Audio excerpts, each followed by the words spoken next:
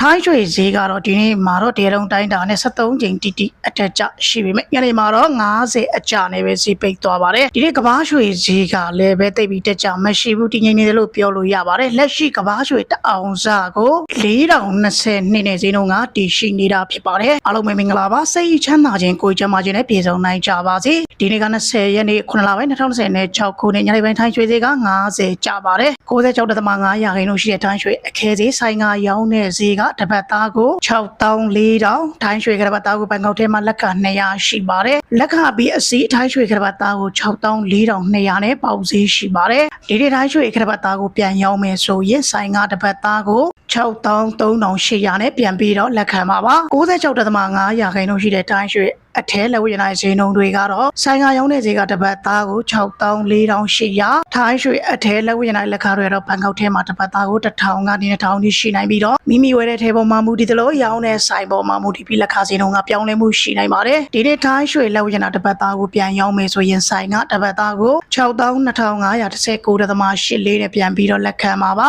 ထိုင်းရွှေအထဲကိုလက်ခံတဲ့ဈေးနှုန်းတွေကတစ်ဆိုင်နဲ့တစ်ဆိုင်တူညီမှုမရှိပါဘူးဒီနေ့အတွက်ကဘာရွှေတအောင်စားကိုဒေါ်လာ4020နဲ့ထိုင်းရွှေဈေးကိုတွက်ထားပြီးတော့ဒေါ်လာကိုထိုင်းမန့်ငွေ33.6နဲ့ထိုင်းရွှေဈေးကိုတွက်ပြီးတော့ဈေးပိတ်ထားပါတယ်လက်ရှိမှာဆိုလို့ရှိရင်ထိုင်းရွှေဈေးကဈေးနှုန်းကတည်ငြိမ်နေတယ်လို့ပြောလို့ရပါတယ်လက်ရှိဈေးနှုန်းနဲ့ထိုင်းရွှေကိုစိတ်ဝင်စားလို့ဝယ်စုချင်နေဆိုရင်တော့လက်ခဈေးသက်သာတဲ့နေရာကတော့စီနက်ကလင်းစီခေါ်စခွဲမှာတွားပြီးတော့ဝယ်လို့ရပါတယ်တပတ်သားကိုမှလက်ခ200 5ပတ်သားလေးဝယ်မယ်ဆိုရင်တော့လက်ခအကုန်အကျမရှိပါဘူးဒီရက်ပိုင်းတွေမှာဆိုလို့ရှိရင်ကဘာရွှေဈေးကတိတ်ပြီးတက်ကြမရှိသလိုထိုင်းရွှေဈေးလည်းတိတ်ပြီးတော့တက်ကြရှိမှာမဟုတ်ပါဘူးခုလောလောဆယ်တော့ဈေးနှုန်းကတည်ငြိမ်နေတယ်လို့ပြောလို့ရပါတယ်ထိုင်းရွှေစင်ငွေဈေးတွေကိုအများတန်းတင်ပေးပါတယ်ထိုင်းရွှေစင်ငွေဈေးတွေကိုသိချင်တယ်ဆိုလို့ရှိရင်တော့ကျွန်တော်ဗီဒီယိုတွေကို follow လုပ် like လုပ်ထားနိုင်ပါတယ်အားလုံးပဲစိတ်ချမ်းသာခြင်းကိုယ်ကျန်းမာခြင်းနဲ့ပြည့်စုံပြီးအနေရကင်းလို့ပေးရှင်းနိုင်ကြပါစေ